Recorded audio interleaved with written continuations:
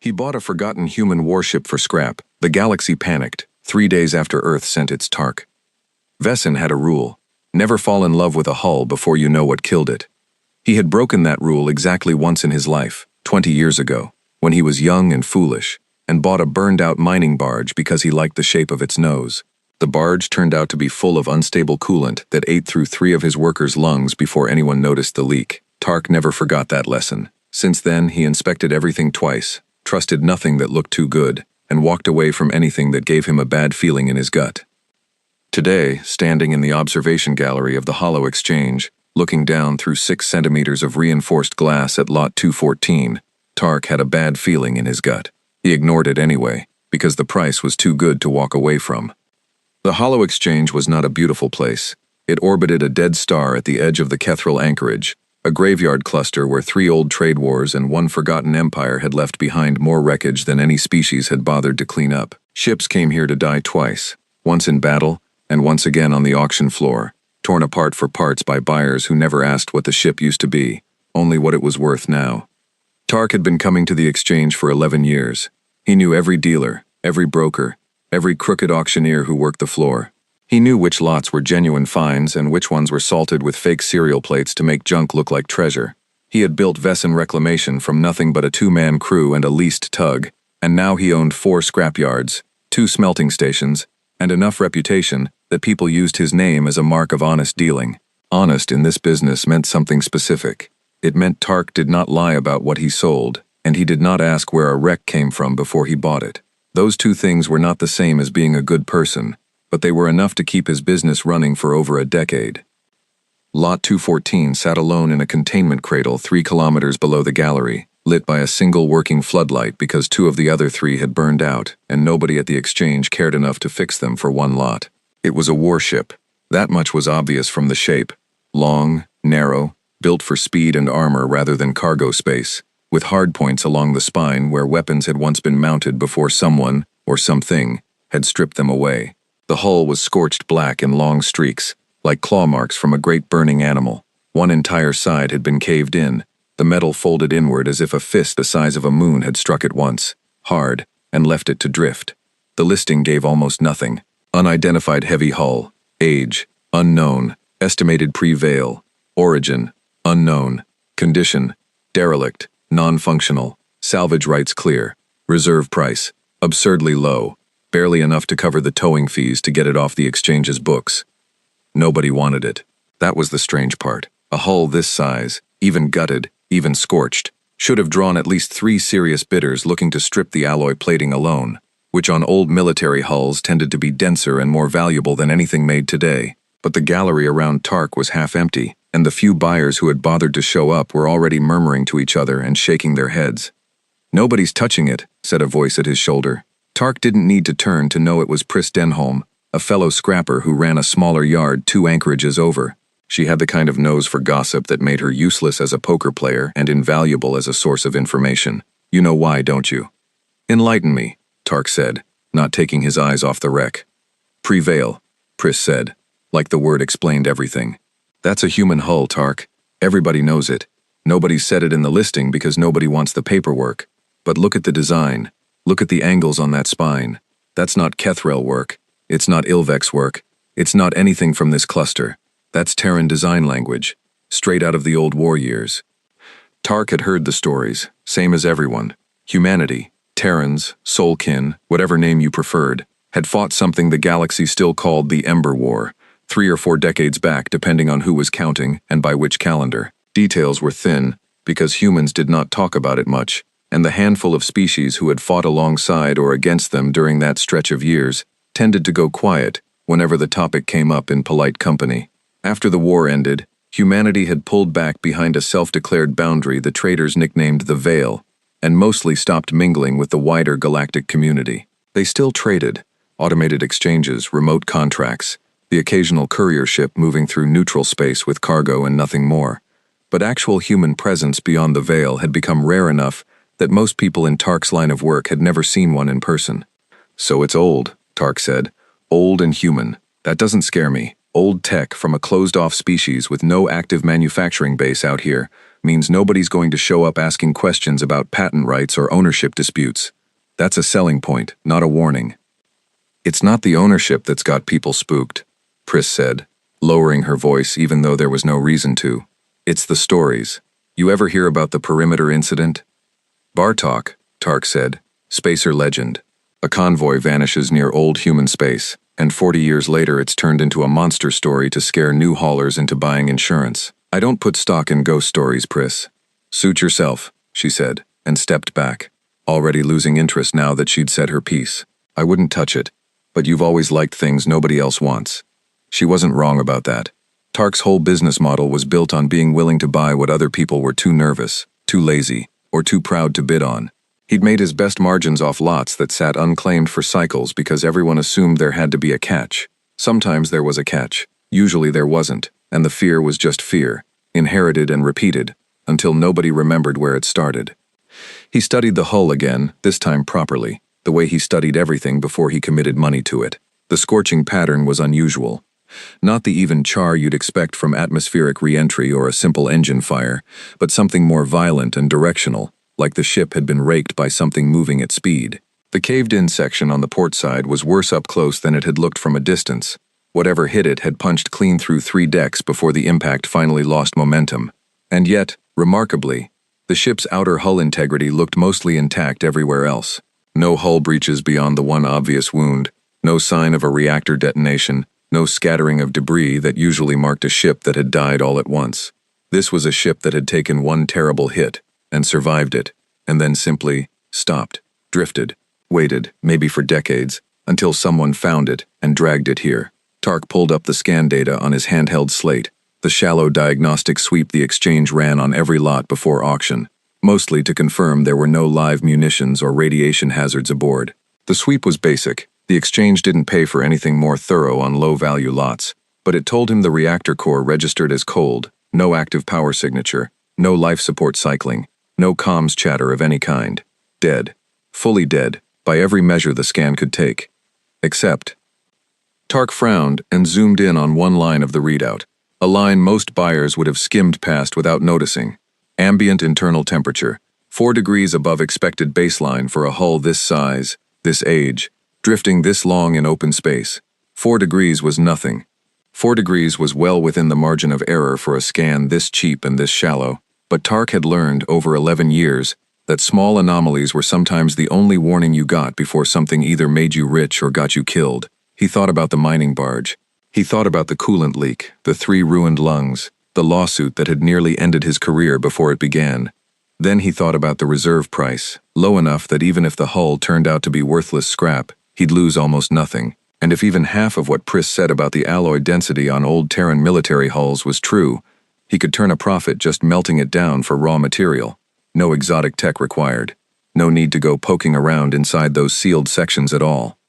The bidding opened. Tark raised his hand without hesitation. Nobody bid against him. The auctioneer, a bored Kethril broker with 4 arms and an expression that suggested he'd rather be anywhere else, called the lot after the second silence.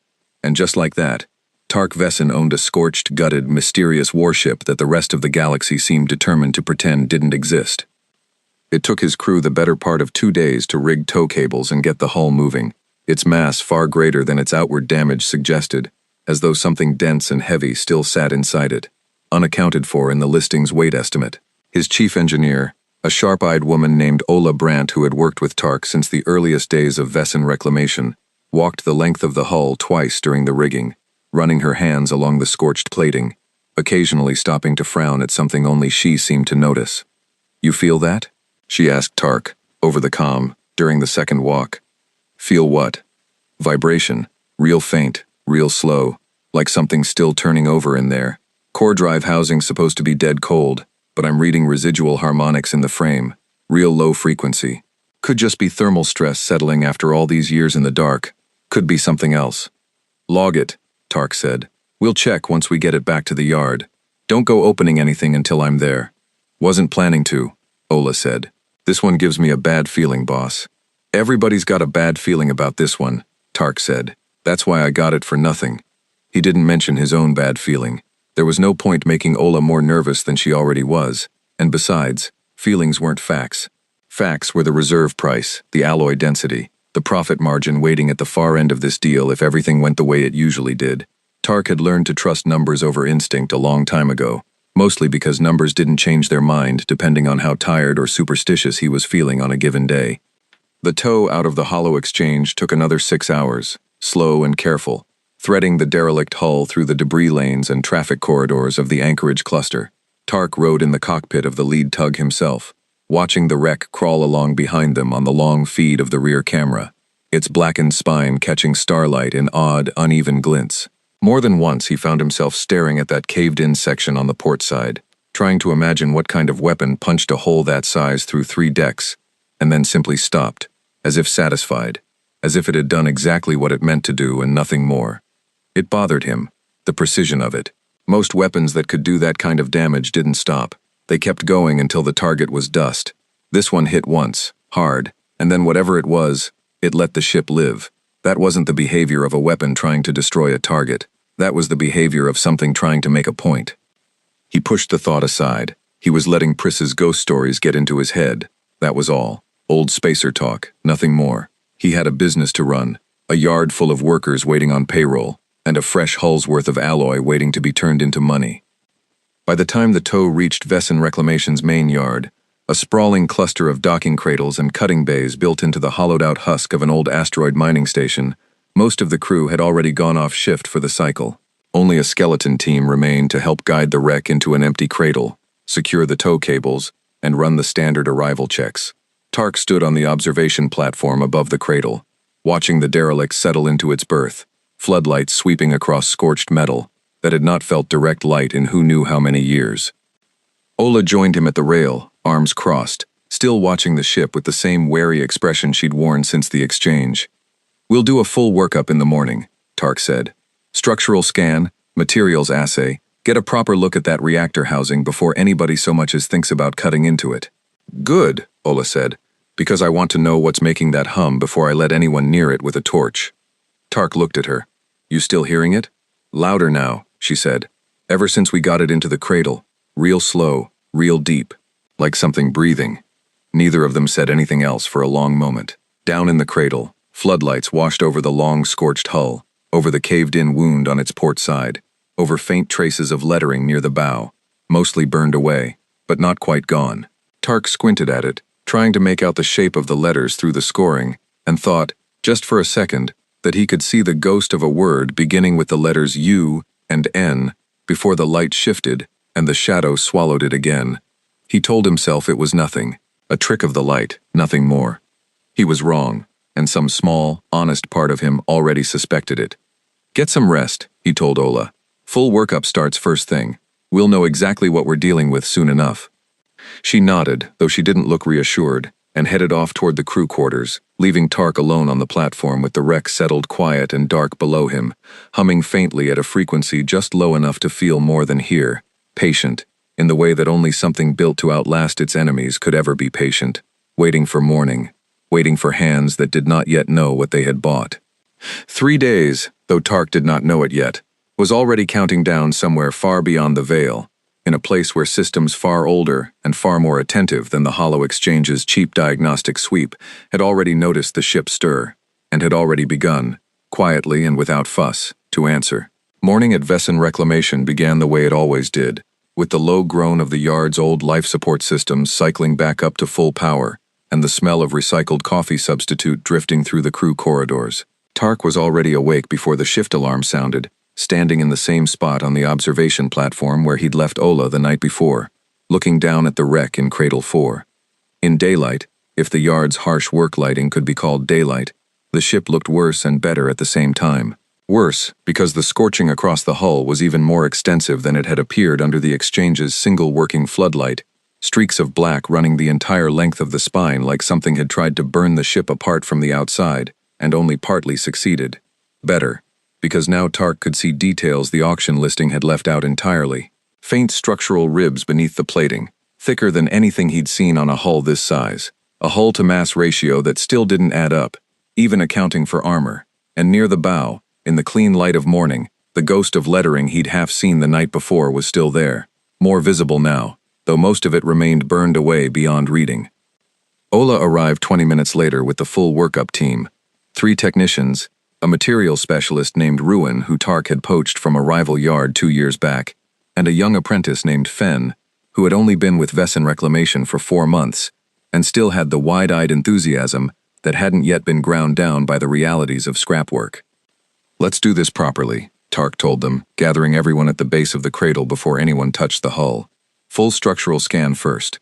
I want materials density readings across every section, not just samples. Then thermal mapping, then we talk about the reactor housing. Nobody cuts into anything until I've seen the full picture. Clear?"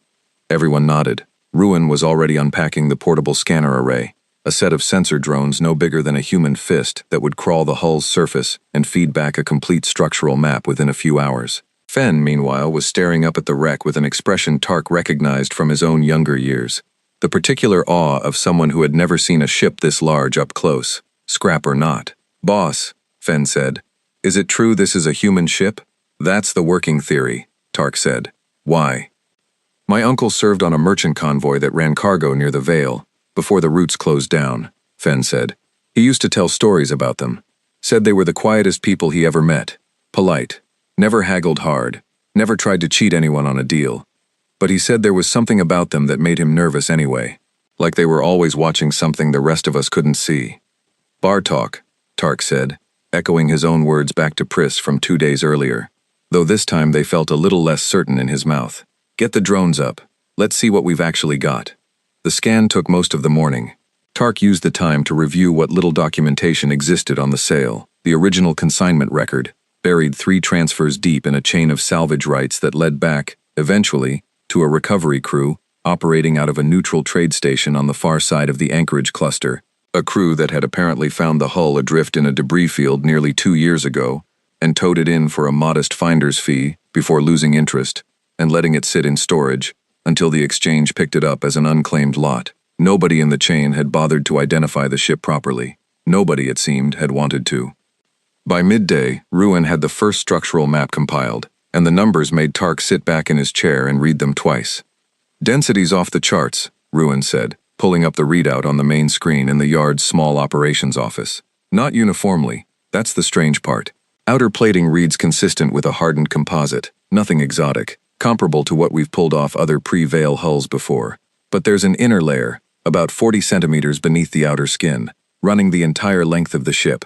And that layer is reading almost twice the density it should, for any alloy I've got in the database. I don't know what it's made of, Tark. I've been doing this 11 years and I don't know what it's made of." "Could it be some kind of radiation shielding?" Ola asked. "Reactor armor, maybe, if the core sits closer to the hull than we're used to seeing." "Maybe," Ruin said, though he didn't sound convinced. "But it's not just around the reactor section. It runs the whole spine, bow to stern. That's not shielding for one component. That's structural, like the entire ship was built around a second hull inside the first one." Tark stared at the readout, at the faint secondary outline the scan had picked out beneath the visible structure, a ghost shape running the length of the ship like a spine within a spine. He thought about the caved-in section on the port side, the one massive wound that had punched through 3 decks and then simply stopped. "Show me the impact site," he said. Ruin pulled up the relevant section. The scan confirmed what the naked eye had already suggested.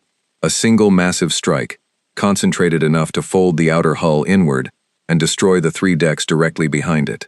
But the inner dense layer, the mystery structure running the ship's spine, showed something the naked eye couldn't have caught. At the impact site, that inner layer was deformed, bent, clearly stressed near to its limit. But it hadn't broken. "Whatever hit this ship," Ruin said slowly, "hit it hard enough to cave in the outer hull and wreck 3 decks of internal structure. And the only thing that stopped it from going clean through the middle of the ship was that inner layer. Tark, I don't know what this thing was built to survive, but it survived something that should have killed it twice over." The office went quiet. Fen, standing near the door, looked more excited than nervous now, the wide-eyed apprentice thrill of being present for something genuinely strange. Ola looked the opposite, arms crossed, jaw tight. "The hum," she said. "Did the thermal mapping pick anything up?" Ruin pulled up the next file, and this time even Tark leaned forward. The thermal map showed the ship mostly cold, consistent with a hull that had drifted dark for years, but running along that same inner spine, faint and irregular, was a thread of warmth, barely above ambient, Easy to miss unless you were looking for it. It pulsed, slowly, unevenly, but it pulsed, tracing a path from somewhere deep in the ship's stern, forward toward a section near the bow that the structural map marked as heavily sealed. Blast doors and reinforced bulkheads, far beyond what the rest of the ship's internal architecture used. That's not residual heat from decades of drift, Ruin said quietly. Residual heat doesn't pulse. Residual heat doesn't move. So what is it? Fen asked. Nobody answered right away. Tark looked at the sealed section near the bow, at the pulsing thread of warmth leading toward it like a vein feeding a heart, and felt the same bad feeling from the exchange settle back into his gut, stronger now, harder to ignore. "Hola," he said finally. "Get me eyes inside that sealed section. Not cutting torches. I want a proper access point. Something we can control. Something we can close again fast if we need to.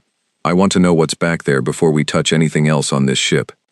"On it," Ola said, already moving. It took the rest of the day to locate a viable access point. The sealed section near the bow had no obvious hatch, no maintenance access that matched anything in Ruin's database of known ship architectures. Eventually Fen, of all people, found it, a narrow service conduit running beneath the outer plating, barely wide enough for a single technician in an environment suit to crawl through, that connected to what looked like a maintenance junction just outside the sealed bulkheads. It wasn't a real door, it was a crack in the armor, the kind of access point a ship's own engineers might have used in an emergency, not something meant for outsiders. Tark suited up himself.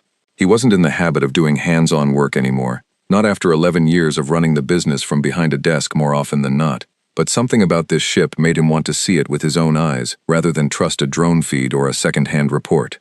Ola came with him, along with a single drone rigged with extra lighting and a sensor package sensitive enough to catch anything the earlier scans might have missed. The conduit was tight, cold, and utterly silent, except for the sound of Tark's own breathing inside his suit. He crawled forward slowly, drone leading the way, its light cutting a narrow cone through darkness that had not been disturbed in years. The junction, when they reached it, was exactly what the scans had suggested, a maintenance space just outside the sealed bulkheads, cluttered with old cabling and dust that had drifted and settled in zero gravity into strange soft drifts along every surface.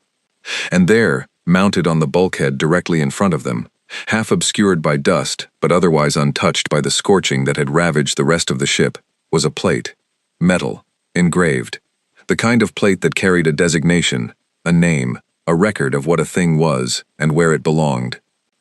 Ola reached out and brushed the dust away with one gloved hand. Letters emerged, most of them intact, protected all this time by their position deep inside the ship's armor. Tark read them slowly, once, and then again, because the first time through, his mind refused to believe what his eyes were telling him. Un's Ashfall Vigil, and beneath that, smaller, a string of numbers and a phrase that neither of them fully understood, but that both of them recognized, somehow, as significant. Class, Sentinel. Status, do not decommission without authorization. Vigil protocol active. Tark, Ola said quietly, her voice tight over the suit comm.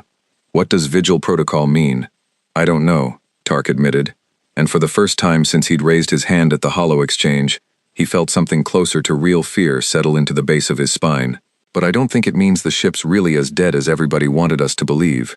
Behind the sealed bulkhead, faint and steady, the pulse of warmth continued, unhurried, patient, exactly where the thermal scan had shown it. A slow, deep heartbeat, in a ship that the galaxy had insisted, again and again, was nothing more than scrap. Neither of them noticed, in that moment, the tiny secondary light that flickered awake on the drone's sensor package, a passive receiver picking up a signal too faint and too brief for their equipment to properly register. A single fragment of data slipping out from deep within the sealed section and away into the dark, riding a frequency no scrapyard sensor was built to notice, headed somewhere far beyond the anchorage cluster, far beyond the veil, toward a listening post that had been waiting, quietly, for exactly this kind of whisper for longer than either of them had been alive. By the time they crawled back out of the conduit, the yard's automated systems had already logged the anomaly and filed it away as a minor sensor glitch, unworthy of anyone's attention. Nobody at Vesson Reclamation knew it yet, but the countdown had already begun. Word travels fast in a scrapyard cluster, even when everyone involved would rather it didn't. By the second morning after the plate discovery, Tark had told exactly 3 people outside his own crew. His lawyer, in case the "Do not decommission without authorization" line turned out to mean something legally troublesome, and two old contacts he trusted to keep their mouths shut in exchange for a future favor. It should have stayed contained. It did not. The first sign that something had leaked came in the form of a priority comm request from a company Tark had done business with exactly once, years ago, under circumstances he did not remember fondly. Caro Salvage Concern was a mid-sized outfit based 2 anchorages over, run by a VEC executive named Priam Caro, who had built his reputation on being aggressive, well-funded, and almost entirely unconcerned with the kind of ethical lines Tark tried to hold himself to. Caro's crews were known for cutting corners on safety, lowballing consignment sellers, and occasionally operating in the gray space, just outside what the anchorage's loose regulatory bodies considered legal salvage. "Vesson," Caro said, his image filling the small screen in Tark's office, 4 eyes blinking in that slow, deliberate VEC pattern that always made Tark feel like he was being carefully evaluated for resale value. "I hear congratulations are in order. Quite the find at the exchange." "News travels," Tark said, keeping his voice flat. "What do you want, Caro?" "Straight to business. I appreciate that." Caro's mouth curled into something that wasn't quite a smile. "I want to buy your new acquisition. Full price, whatever you paid, times 50. Cash transfer within the hour, no questions asked, no paperwork trail if that's a concern for you." Tark sat back in his chair. 50 times the purchase price was not a lowball offer. It was not even a generous offer. It was the kind of number a company offered when they already knew something you didn't, and wanted to close the deal before you figured it out too. "Why the interest?" Tark asked. "It's scrap, Caro. Old pre-Vale hull, mostly gutted. You've bought bigger lots for less." "Let's just say I have an interest in Terranera salvage," Caro said, "and leave it at that. 50 times, Vesson. That's not an offer you'll see twice." "I'll think about it," Tark said, and ended the call before Caro could push further. He didn't think about it for long. 50 times the purchase price meant Caro either knew exactly what the Vigil Protocol designation meant, or suspected enough to be willing to gamble a significant sum finding out. Either way, it told Tark something important. Whatever he'd stumbled into was worth far more than scrap value, and word of it was already spreading faster than he could control. He called Ola into his office and laid it out for her plainly. "Caro wants to buy the Ashfall Vigil," he said. 50 times what I paid. No questions, no paperwork." Ola's expression didn't change much, but her arms crossed the way they always did when she was working through a problem she didn't like. "You going to sell?" "I don't know," Tark admitted. "Everything in me says walk away from this whole thing, cut our losses, take Caro's money and let it be his problem. But there's a part of me that wants to know what's actually inside that sealed section before I hand it off to someone who's already shown he doesn't care about doing this carefully." "That's the part of you that got the mining barge deal wrong," Ola said, not unkindly. "The curious part." "Maybe," Tark said, "but that part's also the reason Vesson Reclamation exists at all. I don't build a business by walking away from every strange find just because it makes me nervous." Ola didn't argue further, though her expression made clear she wasn't fully convinced. Before she left the office, she mentioned one more thing, almost as an afterthought. "There's an Ilvex broker been hanging around the yard's public dock the last 2 days, she said. "Calls herself Nessa Threll. Says she wants to talk to you personally. I told her you were busy. She said she'd wait." Tark knew the Ilvex by reputation, same as anyone in the salvage business did. They were an old, quiet species, information brokers by trade and temperament, rarely seen outside their preferred trade hubs, and almost never involved in anything as mundane as scrap dealing, unless there was something worth knowing buried underneath it. An Ilvex broker showing personal interest in his business was, on its own, more alarming than Caro's inflated offer. He found her waiting exactly where Ola said she'd be, seated calmly on a bench near the public dock, wrapped in the pale gray robes the Ilvex favored, her 4-fingered hands folded in her lap with the patient stillness of someone who had genuinely been prepared to wait as long as necessary. She looked up as he approached, her elongated face unreadable in the way most humans found Ilvex expressions to be, though Tark had dealt with enough of her people over the years to read at least the basics. She looked worried, that much even he could tell. "Mr. Vesson," she said, her voice soft, almost musical, carrying the faint accent common to Ilvex, who did most of their trading in the border languages, rather than their own tongue. "Thank you for seeing me." "You said you'd wait either way," Tark said, sitting down on the far end of the bench. "Figured I'd save us both the trouble." "What do you want, Miss Threll?" "I want to tell you a story," she said, "and then I want to ask you a question. and I want you to think very carefully before you answer it. I'm listening." 41 years ago, Nessa began, a trade convoy of 6 ships was moving cargo through what was then contested space, near the edge of human territory. During the final year of the conflict your people call the Ember War, the convoy was not military. It carried medical supplies, foodstuffs, refugees fleeing the fighting, ordinary cargo, by every measure that mattered. One of the 6 ships, without informing the others, made a small detour to investigate what its captain believed was an abandoned human buoy, drifting and apparently derelict, in what should have been safe space. The captain's intentions were not hostile. He believed the buoy might carry valuable navigation data, or perhaps salvageable components. He ordered his crew to dock with it and begin an inspection. She paused. Tark said nothing, waiting. "The buoy was not derelict," she continued. "It was a listening post, part of a network humans used to monitor the edges of contested space during the war. The moment the convoy ship attempted to access its internals, it transmitted an automated alert. Within 72 hours, a single human vessel arrived at the convoy's location. Not a fleet, one ship. It did not fire on the convoy, it did not threaten the crew, it simply demanded the return of everything taken from the buoy, full cooperation with an inquiry into the incident, and formal acknowledgement from the convoy's home government that the boundary had been violated." "That sounds almost reasonable," Tark said. "It was reasonable," Nessa agreed. "That is what most people forget when they tell this story as a warning. The humans did not destroy the convoy. They did not even damage it. But the ship that arrived, Mr. Vesson, the sensor readings recorded by 2 of the other convoy vessels, readings that were later shared quietly among certain brokers who make it their business to understand such things, showed a single hull carrying enough concentrated firepower to have ended the lives of everyone in that convoy several times over, arriving with such precision and speed that no one in the region had any warning until it was already there. The home government complied with every demand within the hour. The incident was never widely publicized. Most people who repeat the story now call it the perimeter incident, and most of them get the details wrong, and treat it as nothing more than a spacer's tale meant to frighten new haulers. But it isn't just a tale, Tark said quietly. "No," Nessa said, "it is not. I am telling you this, Mr. Vesson, because I have made it my business over many years to understand how the Terran people conduct themselves regarding matters they consider serious. They do not make threats. They do not posture. They do not send fleets to intimidate. What they send, when something they value has been disturbed, is precise, proportionate, and utterly without hesitation. And I have reason to believe, from certain fragments of information that have reached me through channels I trust, that the ship currently sitting in your yard is not merely an old derelict. It carries a designation my sources associate with something the Terrans consider sacred, rather than merely valuable." Tark's mouth went dry. "Sacred how?" "I do not know the specifics," Nessa admitted. "That is the truth, not evasion. But I know enough to tell you this. Whatever access your crew has already made to that ship's internal systems, if it triggered any kind of automated report, you should assume that report has already been sent, and that a response is already in motion. I would strongly advise you to cooperate fully and openly with whatever contact comes, rather than attempt to hide, sell, or dismantle the ship further.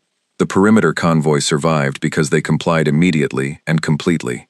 I do not know what happens to those who do not." She rose from the bench then, smoothing her robes, and looked down at Tark with something that might have been sympathy, or might simply have been the practiced neutrality of a broker delivering difficult information. "I came here as a courtesy," she said, "because you have always dealt fairly with those in my trade, and because I would rather see you prepared than caught unaware. What you do with this information is your own decision. But I would not sell that ship to Caro, Mr. Vesson. Whatever is coming, I do not think it will care who currently holds the paperwork. I think it will simply come looking for the ship, and for whoever it finds standing near it." She left without waiting for a reply, moving off down the dock with the same unhurried patience she'd shown while waiting, leaving Tark sitting alone on the bench, turning her words over in his mind, weighing them against the pulsing warmth he'd seen behind that sealed bulkhead, and the plate that read, "Vigil Protocol Active." He thought about Fenn's uncle, and the stories he used to tell about humans being the quietest, most polite people he'd ever traded with, and how that same quietness had apparently once ended with a single ship carrying enough firepower to erase a convoy without ever needing to prove it.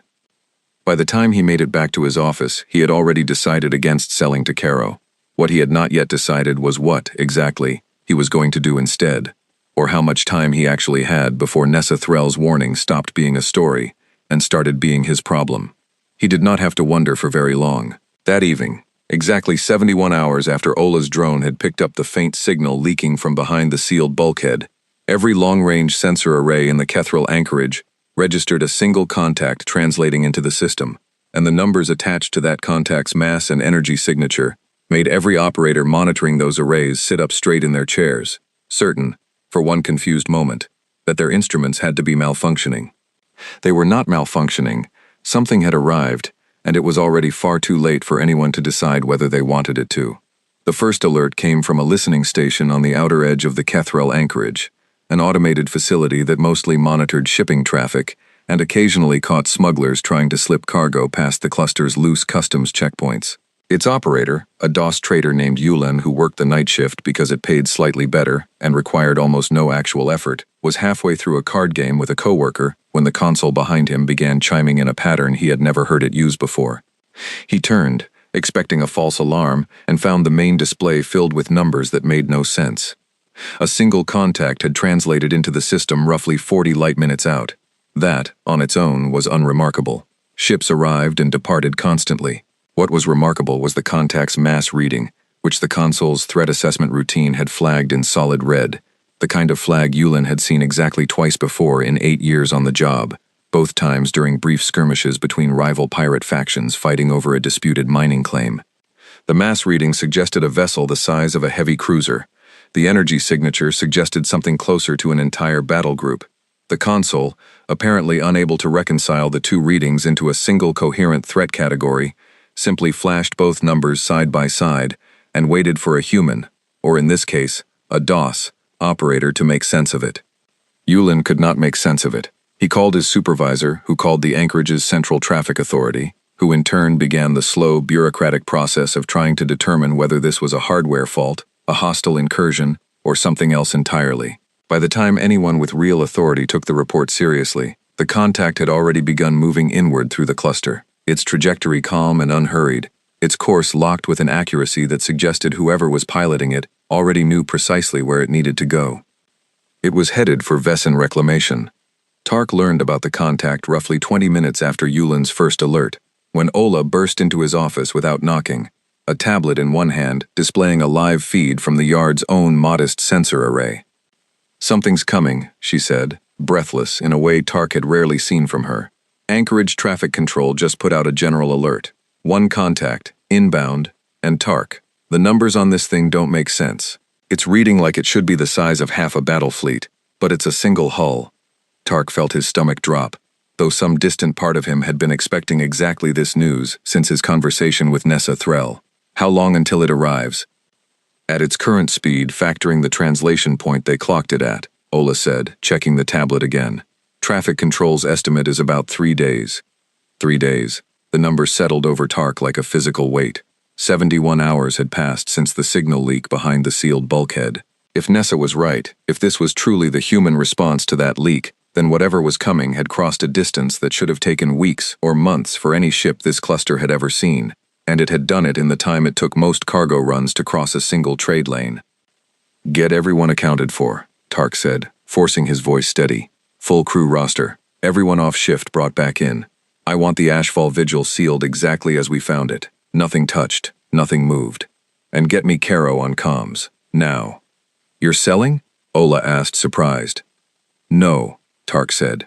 "I want him to know I'm not selling, and I want a record of that conversation on file before anything else happens. If this really is coming for the ship, I want it on the books that Vessen Reclamation refused every offer to move it, sell it, or strip it further. If Nessa's right about how these people operate, that matters."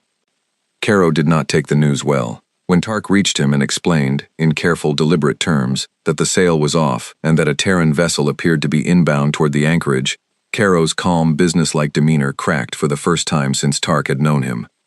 "You're certain," Caro said, his 4 eyes wide, all the earlier smoothness gone from his voice. "You're certain it's Terran." "I'm not certain of anything," Tark said, "but the timing lines up with what a source told me, and Traffic Control's numbers match what I'd expect if that source was right. Caro, whatever interest you had in that ship, I'd suggest you drop it. I don't think either of us wants to be standing anywhere near it when this thing arrives." Caro ended the call without another word, and within the hour, Anchorage-wide chatter confirmed that Caro Salvage Concern had begun quietly relocating several of its assets away from the cluster's inner ring, a decision that did not go unnoticed by anyone else monitoring the situation. Word spread through the Kethril anchorage the way fire spreads through dry brush, slowly at first, contained to those directly involved, and then all at once, uncontrollable, consuming everything in its path. By the end of the first day, every trade station, scrapyard, and independent operator in the cluster had heard some version of the story. A human warship, found and salvaged as scrap, had somehow alerted its home government, and now something enormous was inbound to retrieve it. By the second day, the story had reached beyond the anchorage entirely. News networks that served the wider trade lanes picked it up, most of them treating it initially as an exaggerated rumor, the kind of spacer tale that occasionally made for good entertainment programming during slow news cycles. That treatment did not survive contact with the anchorage's own traffic control data, which several independent journalists managed to obtain and verify within hours, confirming the impossible numbers Yulin's console had first flagged 2 days earlier. Governments began to react in the quiet, careful way governments reacted to things they did not fully understand and could not control. The Kethril anchorage's loose regional authority, more accustomed to mediating disputes over salvage rights than handling anything resembling a genuine crisis, convened an emergency session that accomplished very little beyond formally acknowledging that the situation was, in fact, happening. Several neighboring systems quietly increased their own defensive postures, not because they believed themselves to be targets, but because nobody wanted to be caught unprepared, if whatever was coming decided the anchorage was merely the first stop rather than the destination. The Ilvex trade network, normally content to observe and profit from information rather than share it freely, began issuing carefully worded advisories to their client contacts across the region, urging caution and, in several cases, outright evacuation from systems adjacent to the anchorage. Nessa Threll herself returned to Vesson Reclamation's public dock on the second day, this time accompanied by 2 other Ilvex brokers, and requested a second meeting with Tark, this one considerably less calm than the first. "You did not sell the ship," she said, relief plain in her voice despite the tension underlying it. "I did not," Tark confirmed. "For what it's worth, Miss Threll, I've made sure there's a clear record of that. Every offer refused. Every attempt to move the ship declined, starting the moment I learned what it might actually be." "That is wise," Nessa said. "It may matter a great deal, depending on what arrives. I wanted to warn you of one more thing, Mr. Vesson, something my colleagues have only just confirmed through channels I would rather not describe in detail. The designation on that plate you found, Sentinel Class, Vigil Protocol, it is not a common one. My sources indicate that designation is reserved for a very small number of vessels within the Terran fleet structure, ships that carry something beyond ordinary military value. I do not know precisely what that means, but I believe, whatever is coming, its purpose is not merely to reclaim lost property." "Then what is it?" Tark asked. "I believe," Nessa said slowly, "that it is coming to stand vigil over something it considers owed a debt of respect. And I believe, Mr. Vesson, that how you and your crew have treated that ship during these last 3 days will matter a great deal more than any of us currently understand."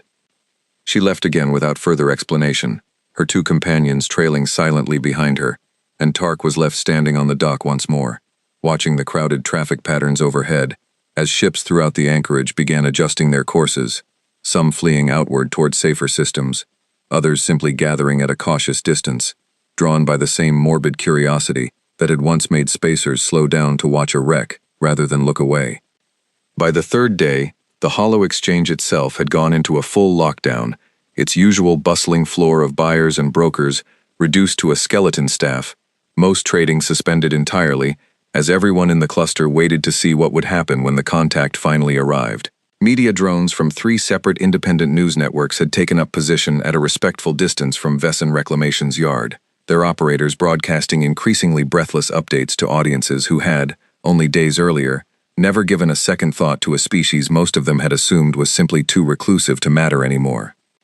Tark spent most of the 3rd day in the yard itself, standing near Cradle 4, looking up at the scorched hull of the Ashfall Vigil, still sealed exactly as they had left it, its faint internal pulse of warmth continuing steady and patient beneath the dust and scarring. Ola stood beside him for much of that time, and Fen and Ruin and the rest of the small crew who had chosen to stay rather than flee with the growing exodus of ships abandoning the cluster's inner ring. "You could have left," Tark told Ola quietly. sometime in the late hours of the third day, as the countdown traffic control had calculated drew close to its end. All of you could have left. I wouldn't have blamed anyone. Where would we go, boss? Ola said, not quite managing to sound as calm as she probably intended. If Nessa's right about how these people work, running wouldn't matter much anyway. Besides, she glanced up at the wreck, at the faint pulse still visible on the handheld thermal readout she'd taken to carrying everywhere since the discovery. Somebody's got to be here to explain we didn't mean any disrespect. Might as well be us. Tark didn't answer. He simply stood beside her, watching the hull, waiting, the way the rest of the anchorage was waiting, the way half the trade networks in the region were now watching, all of them holding their breath for the same single moment, drawing steadily, inevitably closer. At the 72-hour mark, almost to the minute, every sensor array in the Kethril anchorage registered a second translation event, this one far closer than the first, close enough that the light from its arrival was visible even to unaided eyes across half the cluster, a brief, silent flare against the dark, and then, in the space where nothing had been a moment before, something was simply there. It was smaller than everyone had expected. That was the first thing anyone noticed, the detail that would dominate every panicked report and hurried analysis in the hours that followed. Not a fleet, not even a proper battle cruiser by the standards most species in the region measured such things. One ship, sleek, dark, unmarked except for a single faint insignia near its bow, drifting into the anchorage's traffic lanes with a calm, unhurried precision that made every automated defense system in the cluster that dared to track it flicker with warnings its operators did not fully understand. And it was headed directly, without hesitation, without deviation, toward Vesson Reclamation. The ship settled into the open space just outside Vesson Reclamation's main docking ring, with no fanfare at all, no weapons powered up, no demands blasted across every open channel in the cluster. It simply arrived, drifted to a stop at a respectful distance from the yard's outer perimeter, and waited, its running lights glowing a soft, steady white against the dark. Tark stood at the edge of the docking ring with Ola, Ruin, Fen, and the dozen or so crew members who had chosen to stay, all of them dressed in whatever passed for their best clothes on short notice, all of them trying and mostly failing to look calm. Behind them, at a distance the Anchorage Authority had insisted on, a small crowd of media drones hovered, broadcasting the moment live to an audience that, by now, stretched across most of the trade lanes in the region. A single comm request pinged through to the yard's main channel. Tark answered it himself, his hand not quite steady on the console. "This is Tark Vesson," he said, "owner of Vesson Reclamation. We're not hostile. We're ready to cooperate with whatever you need." There was a pause, brief but noticeable, and then a voice came through. Calm, measured, unmistakably human, in a way that made something settle in Tark's chest, despite everything. "Mr. Vesson," the voice said, "this is Captain Reyes Adiaze, commanding officer of TFS Quiet Word, requesting permission to dock and come aboard your facility to discuss the vessel UNS Ashfall Vigil, currently in your possession." "Permission granted," Tark said, and found himself surprised by how quickly the words came out, how little hesitation he felt now that the moment had actually arrived. "We'll meet you at the main dock." The ship, Quiet Word, small compared to the numbers that had panicked every sensor array in the cluster 3 days earlier, though up close its lines carried the same sharp, purposeful design language Tark recognized from the Ashfall Vigil's hull, eased forward and docked with a precision that made the yard's own automated systems look clumsy by comparison. A single airlock cycled open, and Captain Reyes Adiaze stepped out onto the dock, alone, unarmed, wearing a plain dark uniform with no obvious markings of rank beyond a small insignia at the collar. She was, Tark thought, entirely unremarkable to look at. Middle-aged, dark-haired, unhurried in her movements, carrying herself with the kind of quiet authority that came from experience rather than performance. She looked around the dock, at the small crowd of nervous scrappers gathered to meet her, at the media drones hovering at a distance, and then, finally, at Tark himself. "Mr. Vesson," she said, extending a hand in a gesture Tark recognized as a human greeting custom, one he'd read about but never actually performed. He shook it, awkwardly, and she seemed to find that faintly amusing, though her expression remained mostly composed. "Thank you for cooperating. I understand the last 3 days have not been easy for you or your crew." "Ma'am," Tark said, unsure of the correct address and settling on the safest option he could think of. "We've sealed the vigil exactly as we found her once we understood what she might be. Nothing's been sold, nothing's been stripped. I want to be clear about that from the start. I know, Captain Adeze said. We've been aware of the situation since your engineer's diagnostic drone made contact with the Vigil's dormant systems 3 days ago. Her automated status beacon transmitted a full report before your team even finished their initial scan.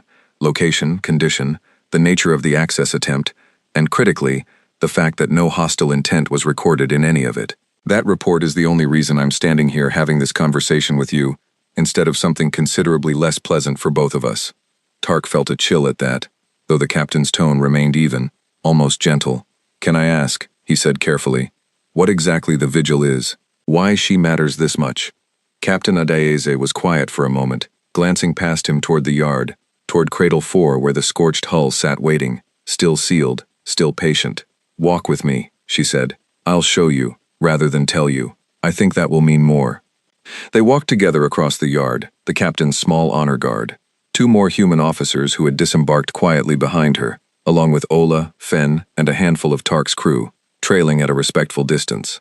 When they reached Cradle 4, Captain Adeze stopped and looked up at the caved-in section on the port side for a long moment, before speaking again.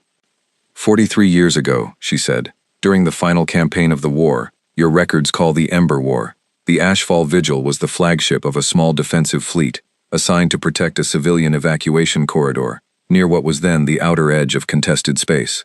3 transport convoys, over 200,000 refugees, were moving through that corridor when an enemy strike force attempted to intercept them. The Vigil placed herself directly between the strike force and the convoys, and held that position for 11 hours, long enough for every single refugee ship to reach safety, before finally losing main power and drifting silent. Her commanding officer, Admiral Talia Osei, died at her post during that engagement, along with most of her senior bridge crew. The ship herself was presumed lost, destroyed, until a salvage recovery years later determined she had in fact survived, badly damaged, and drifted undetected for decades before your crew found her. Tark said nothing. Beside him, Fen had gone very still, staring up at the hull with an expression that had shifted entirely from earlier awe into something quieter and more solemn. We do not build monuments the way some cultures do, Captain Adeze continued. We do not erect statues for our fallen, not usually.